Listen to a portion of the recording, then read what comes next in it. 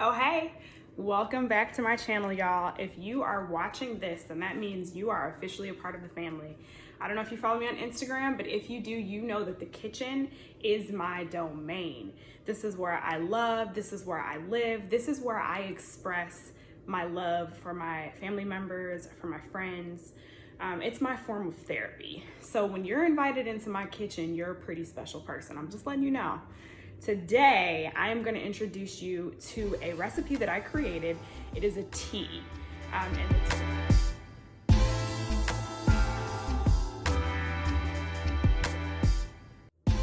So today we're going to be making a lung cleaning, respiratory, and immunity support tea. I've been doing research. I've seen several recipes out there, and so I've kind of tweaked all of the recipes that I've seen and created my very own recipe. So keep that in mind. As I'm telling you what it is that I think you should use, listen to your body, pay attention to the ingredients. If you want to take something out or if you want to add something that I don't have in there, feel free to make this recipe your own. Keep in mind, I'm not going to call this a COVID-19 tea, but one thing that we do know about COVID is that one of the biggest issues that people are facing is respiratory and lung. So understand that this tea is known to assist with respiratory health and lung cleaning. So I do highly recommend that you create this tea, make it your own. And remember, this can help with cold, it can help with flu. It's an immunity support tea. So this will really just all around make you feel good and make you be at your best.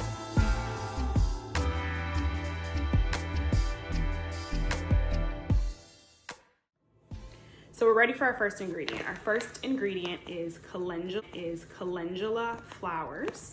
And so these are actually, it's a whole bag of whole flowers from Egypt. I got them on Amazon. And it actually has instructions here for how you can brew just the calendula. So if you want like a calendula tea, you can do that. But we're gonna add this to our recipe. If you wanna see what calendula flowers look like out of the bag, this is it.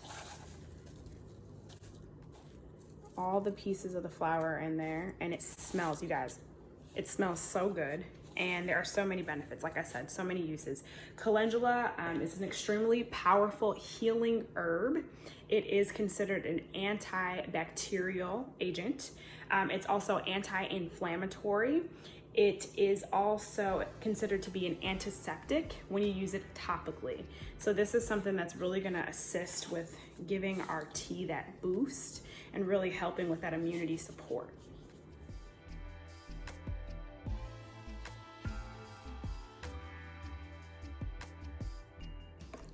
So our next ingredient is going to be marshmallow leaf or marshmallow root. I decided to get marshmallow leaf tea bags because I didn't really like the options that I was able to find online, so I just went ahead with the tea bags. But if you see some marshmallow root, similar to how the calendula was in a bag and dried, you can actually get leaf or root that way as well.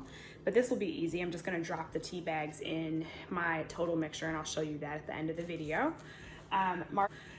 Marshmallow root is another very, very, very potent ingredient. And like I said, it came in a tea bag by itself. So obviously it's another tea that you can have just plain by itself, marshmallow root tea. On the box, here's the box there. I need the tea. On the box, it says that marshmallow root is actually known to have flavonoids, and they're known to decrease inflammation, and they make an herbal tea that you really want to keep on hand because it will reduce kind of some of those issues that you might have, especially during allergy season, cold season, flu season. Another thing that I know about marshmallow root is that it's considered a natural and herbal cough syrup. So if you're having a really bad cough and you want to try to get rid of that cough and you don't want to use cough syrup, or you are against using maybe medicine, you can always use marshmallow root as a cure for that cough to kind of aid and give you some comfort.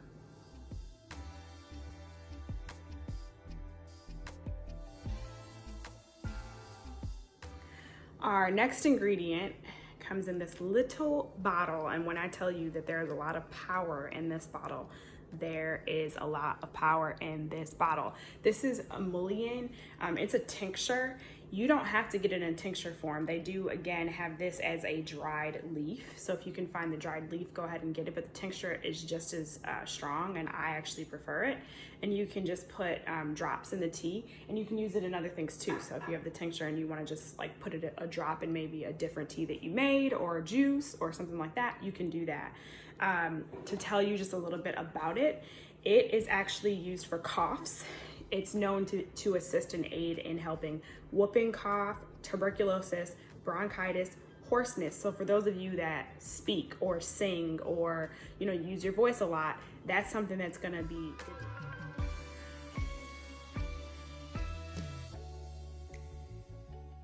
Also assists with pneumonia. It has been known to assist with earaches, colds, chills, flu, allergies, sinuses, tonsillitis, sore throat, asthma, congestion, migraines. So many benefits. It is something that you want to keep in your house. The next ingredient that we're going to be using are menthol crystals. Now this is pretty self-explanatory. Menthol, mint, that cooling sensation that you really probably enjoy when you're having teas. I know I always go to Starbucks and get those, what do they call them? Those Starbucks teas.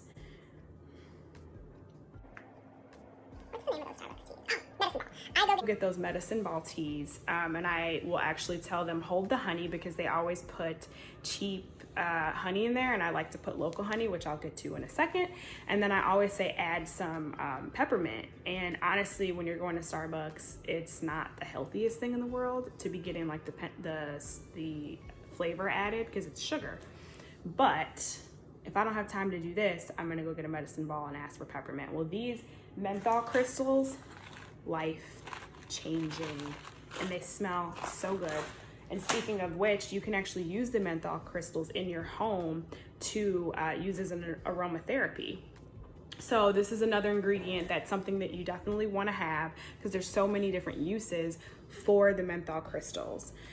Something that you can use other than, like I said, the aromatherapy. You can use menthol crystals for sore throat to support respiratory and sinus health.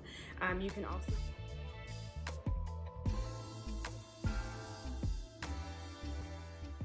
menthol does relieve nausea. So a lot of people that have morning sickness or might have the flu, we're actually told that menthol is something that you can use to soothe that.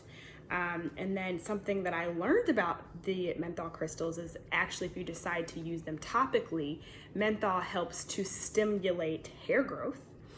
It's actually really good to help calm sunburn, so you can use it with a carrier oil or put it in like some aloe vera gel, and it'll help with that as well. And then it also reduces inflammation. So menthol crystals, another ingredient that you definitely want in your home. And the next ingredient that we're gonna be using is Echinacea. So I got some Echinacea leaves here, just dried Echinacea leaves. Now, Echinacea might be one of the things that you are familiar with. A lot of people currently drink Echinacea tea. I know whenever I feel like I'm getting sick or I'm coming down with something, I'll pull out some Echinacea tea and drink it. It actually helps to fight whatever you're coming down with. It helps with cold, flu, sore throat, all the things that I'm